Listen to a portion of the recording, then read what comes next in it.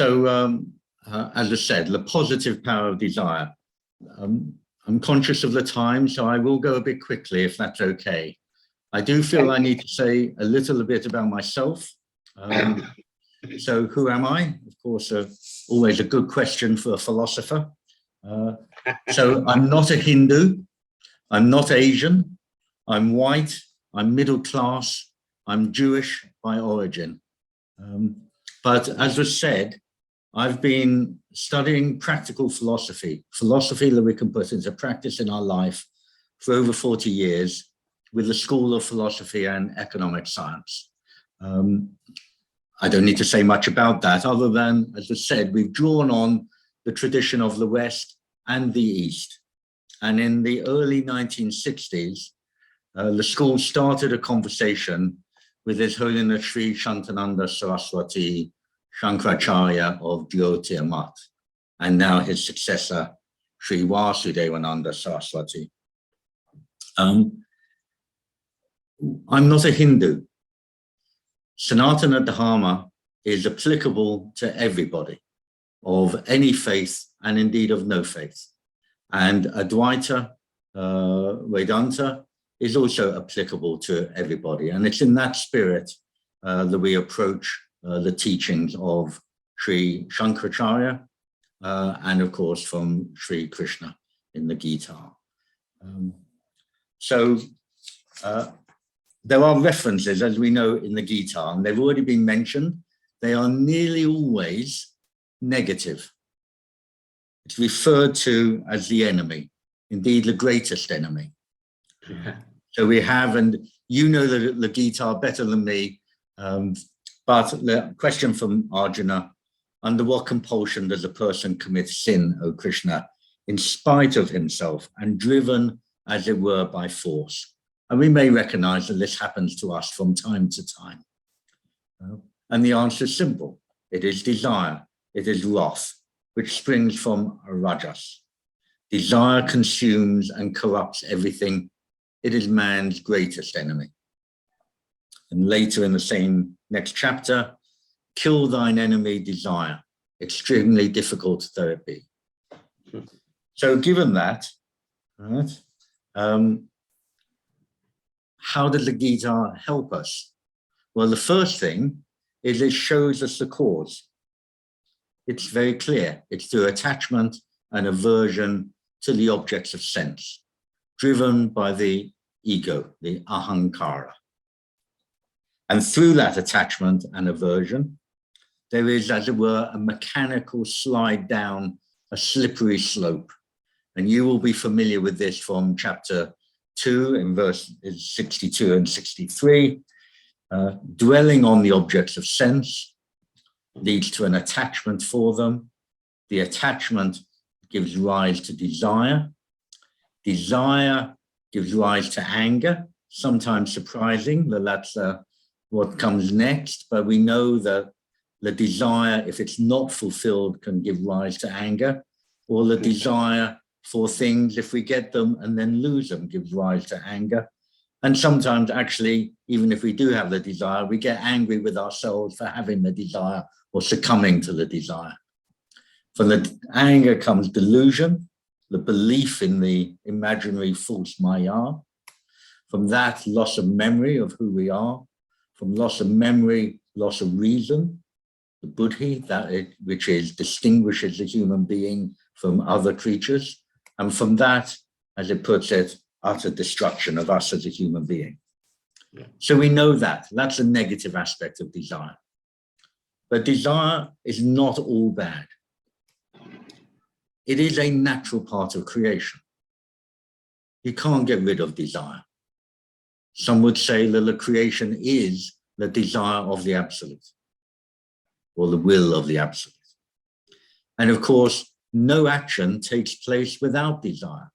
Even these words being spoken, being in this conference, all these things come from desire.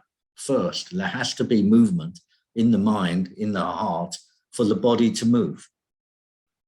And there is, of course, universal desire as distinct from personal desire.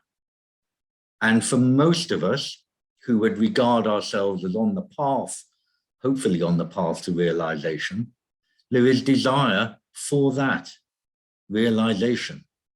And so Sri Shankaracharya, in his first message to the school, said the desire which has to be helped is that which arises in people looking for truth, wishing to acquire the divine life, and to make efforts in that direction.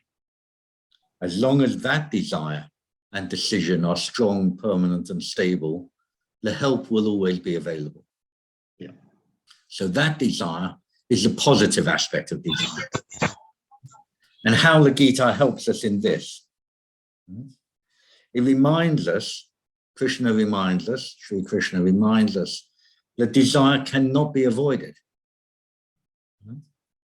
But he tells us, he attains peace into whom desires flow as rivers into the ocean, which though brimming with water remains ever the same. Not him, not he whom desires carry away. He attains peace who, giving up desire, moves through the world without aspiration, possessing nothing which he can call his own, and free from pride. This is a great help, not to avoid desire, but to not be carried away by it, to embrace it in some ways, to allow it. Then universal desire. And this is the most powerful and positive aspect in the Gita. Chapter 7, verse 11, I'm sure you're familiar with it. I am desire in all beings, unopposed to dharma. Exactly. So that desire, which we experience, that desire for fulfillment, that desire unopposed to dharma, that is Krishna. Now, one of the commentators, Swami Chinmayananda, and just to say, I have lots of translations of the Gita into English. Right? My Sanskrit is limited, but I can read it with the help of a dictionary. But the commentaries, we should be so grateful for those teachers who have tried to make it accessible to us. So Swami Chinmayananda said, he explains dharma in this verse. He explains it as a law of being. The essential factor in man is divine consciousness. All actions, thoughts, and ideas entertained by him, which are not opposed to his essential divine nature, that constitutes his dharma. All actions and thoughts that hasten the evolution to rediscover our divine nature can be considered righteous action. So in that case, he says, this stanza becomes very clear. All desires that are not unrighteous for the being means the glorious urge in the evolvers, that's us, hopefully, to meet our own inner weaknesses courageously and bring out a complete consummation of their evolutionary urge to seek and discover the goal of self-perfection. I think that's fantastic. That's desire in its most magnificent and positive sense, to take us from where we feel we are now to the full realization. It is everyone's dharma to seek our true self. And that desire for purification, for liberation, is a desire, but not in the sense of achieving a result, but it's a desire for one of liberation. Yeah. And here's an analogy which I find helpful, because purification in this sense is not a result.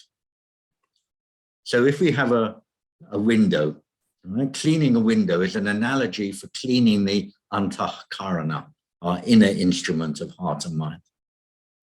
Attachment to the results of actions is like dirt on the window. We're familiar with this willingness to be attached to actions.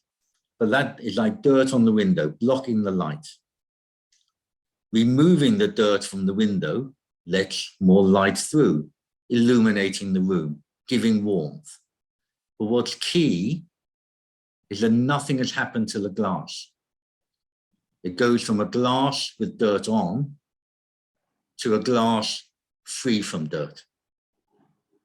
And similarly for the individual, we go from the Jivatman surrounded by impediments and attachments, born from this belief in the separate individual, to the Jivatman certain in the knowledge that I am Atma Brahman. This Atman is Brahman, which is the essence of Advaita Vedanta. It is the essence of Sanatana Dharma. Now, most of us, most of the time, well, let me speak personally, I, for a fair amount of the time, right, do find I get attached to results and I have desires. So how does the Gita help us? The first place it helps us is in chapter 6, in dhyana, in meditation, because it tells us that a yogi should always try to concentrate his mind, retiring into solitude and living alone, having subdued his mind and body and got rid of his desires and possessions. And if we can't do that for our life as a whole, at least for the period of meditation, which in the school we practice mantra-based meditation, we practice twice a day. So at least for that period, let us retire into solitude and let go of the desires and possessions. And when the well-controlled mind rests in the self alone, free from desire for objects, then one is established in yoga. This is what Sri Krishna says to us. And then abandoning without exception all the desires, which might include, of course, at the period of meditation, the desire for liberation. That also has to be let go of. Because if the desires of origins lie in one's intentions and sankalpa, one needs to curb the senses from all directions by the mind, manas. That is the function of the manas in meditation, is to curb the senses. Let a person, little by little, attain tranquility with the help of the steadfast intellect, buddhi. I've apologized that I've not been with you for the day and I've missed many of the speakers, but I came in at the end of the Swami's last answer and he talked about the guna. So I'm very happy that he's introduced this topic, having prepared this slide. We will be familiar that in chapters 17 and 18, describe various activities under the dominion of sattva, rajas, and tamas. It talks about faith, worship, food, austerity of body, mind, and speech, right? Gifts, sacrifice, and renunciation under the dominion of sattva, rajas, and tamas. He doesn't talk about desire. So I feel slightly arrogant to suggest that we could add to the Gita, if we wished, desire under the dominion of sattva, rajas, and tamas. And I would propose that desire under the dominion of sattva is unopposed to dharma. That is what sattva will do. It will give the light, it will allow the knowledge to flow, the actions, the desires will be unopposed to dharma. Desires with attachment to results are rajasic, and we recognize that. And desires in opposition to dharma are tamasic. So I know that's not quite in the Gita, but I'd like to put it forward as a way of approaching desire in the spirit of Sri Krishna's words. So I'd like to finish, if I may, Mr. Chairman, by a bow to the Guru, Sri Shantananda Saraswati Maharaj Ji, with thanks to the traditional teachers, going back to Shankara and before that. All honors to the members of the Bhagavad Gita Research Foundation and the Sree Sree Geetasangha organization that have organized this, and the organizers of this conference, and respect to everyone present here today. Thank you all.